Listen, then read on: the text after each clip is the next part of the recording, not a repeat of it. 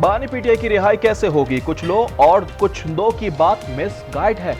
बानी ने कह दिया कि डील के तहत बाहर नहीं आऊंगा।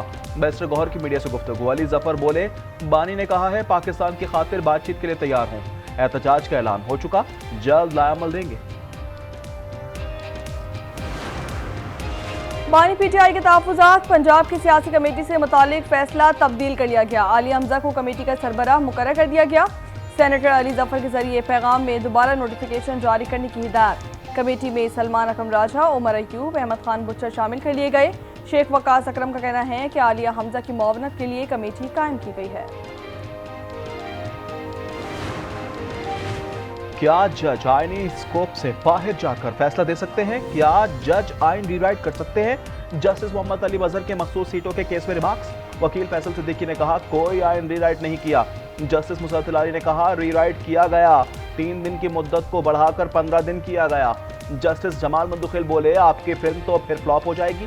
फैसल सिद्दीकी ने कहा आपकी मर्जी से फिल्म फ्लॉप होनी है, फैसला कबूल होगा।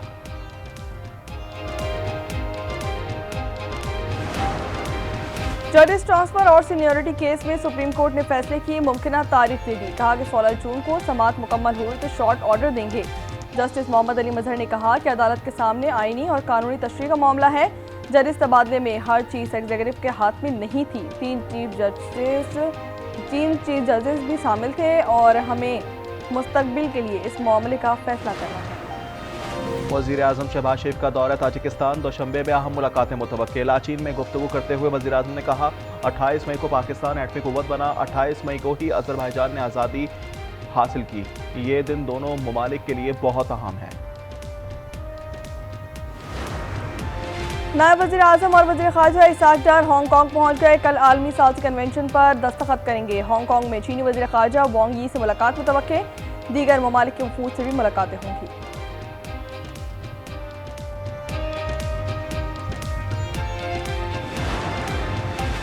पाकिस्तान में क्रिप्टो इनकलाब की जानिब बड़ा कदम। पहली बार सरकारी हिमायत याफ्ता बिटकॉइन रिजर्व का ऐलान कर दिया गया। मुआविन खुसूसी बिलाल बिन साकिब का अमरीकी सदर डोनाल्ड ट्रंप से खुसूसी इजहार तशक्कुर।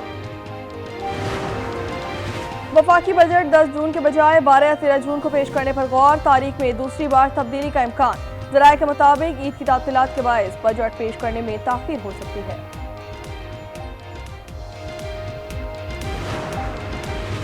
जारियत और इश्तियाल अंगेजी बंद करो। अमरीका ने एक बार फिर मोदी सरकार को शटअप कॉल दे दी।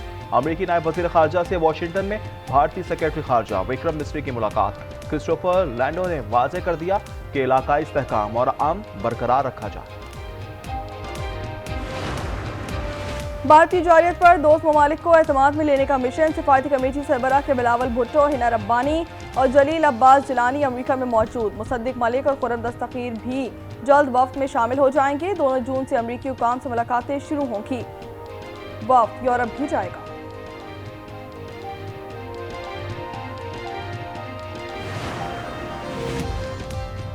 पाकिस्तान के खिलाफ जंग में राफेल तैयारों की नाकामी पर भारत हवास बाख्ता। बैनुल अक़वामी मीडिया के मुताबिक तैयारा साज कंपनी फ्रांसीसी कंपनी डिसॉल्ट एविएशन और भारतीय हुकूमत में शदीद इख्तिलाफात पैदा हो गए।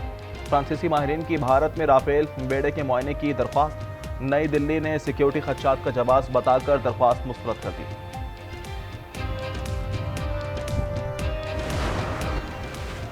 मुल्क भर में सूरज आग बरसाने लगा। शदीद गर्मी से शहरी निढाल हो गए। सिवनी में पारा 52 डिग्री तक जा पहुंचा। लाड़काना और मोजदड़ों में 51, तुरबत में 50 डिग्री सेंटीग्रेड रिकॉर्ड किया जा रहा है। जेकबाबाद और दादू में 49 डिग्री, लाहौर 43, कराची में 37, पेशावर 36, इस्लामाबाद में 35 डिग्री सेंटीग्रेड रिकॉर्ड किया जा रहा है। लाहौर में मुबैना मुकाबले। चूंग में मुबैना मुकाबला, 3 मुल्जिमान हलाक हो गए। एक मुबैना मुकाबले में इश्तिहारी मुल्जिम मारा गया। पुलिस की रिवायती कहानी, मुल्जिम के साथियों ने फायरिंग की, गोलियां सिर्फ मुल्जिमान को लगी।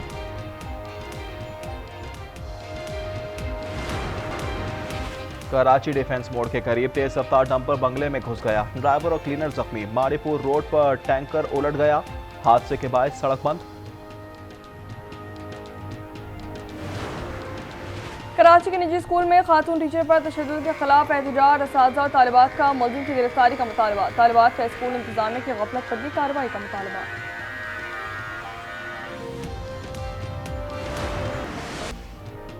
ईद कुर्बा पर जानवरों की कुर्बानी, मवेशी मंडियों में पसंदीदा जानवर की तलाश जारी। खूबसूरत और सेहतमंद जानवरों की कीमतें आसमान पर पहुंच गईं।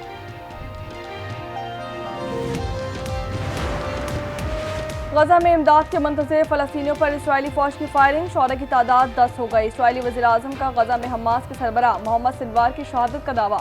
2 रोज़ में फाका कुशी से 10 फ़लस्तीनी शहीद। भूख से निढाल अफराद, अक़वाम मुत्तहिदा के गोदाम का दरवाज़ा तोड़कर अंदर दाखिल। अफरा तफरी में 4 अफराद शहीद, मुतादिद ज़ख्मी हो गए। शौहदा की मजमूई तादाद 54,084 हो चुकी है।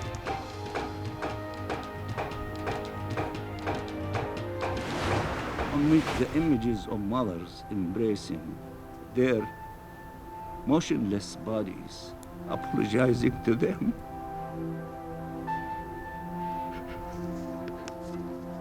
unbearable. How could anyone tolerate this horror? गजा में बेजान बच्चों को माओं के गले लगाने की तस्वीरें दिल चीर देती हैं। फ़लस्तीनी सफ़ीर सलामती कौंसिल ब्रीफिंग के दौरान इजरायली मजालिम पर रो पड़े। पाकिस्तानी मंदूब आसिम इफ्तिखार ने कहा, नस्लकुशी रोकने का वक्त आ गया है। मौजूदा सूरत हाल आलमी ज़मीर का इम्तिहान है, ये इंसानों का पैदा करदा अलमिया है।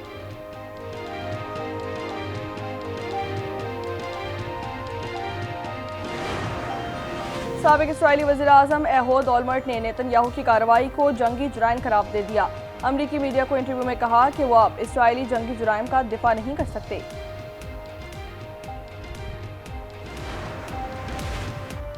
अमेरिका में चीनी तलबा के वीज़े मनसूख। अमरीकी वज़ीर ख़ारजा मार्को रूबियो का चीनी कम्युनिस्ट पार्टी से वाबस्ता तलबा के वीज़े मनसूख करने का ऐलान। कहा, आइंदा चीन और हांगकांग से वीज़ा दरख्वास्तों की कड़ी जांच होगी। चीन की फैसले की मुखालफत। चीनी वज़ारत ख़ारजा ने कहा, फैसले से चीनी तलबा के जायज़ हुकूक और मफादात को शदीद नुकसान पहुंचा।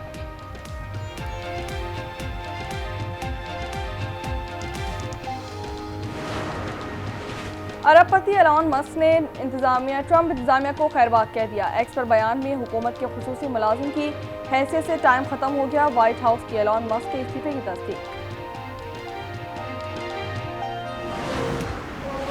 बांग्लादेश में जल्द इंतखाबात का मुतालबा जोर पकड़ने लगा। एहतजाजी मुजाहरों में शिद्दत आ गई है। बांग्लादेश नेशनलिस्ट पार्टी की ढाका में रैली। हजारों मुजाहिरीन का दिसंबर में नए इंतखाबात कराने का मुतालबा। अबूरी हुकूमत ने जून 2026 में इलेक्शन का ऐलान कर रखा है।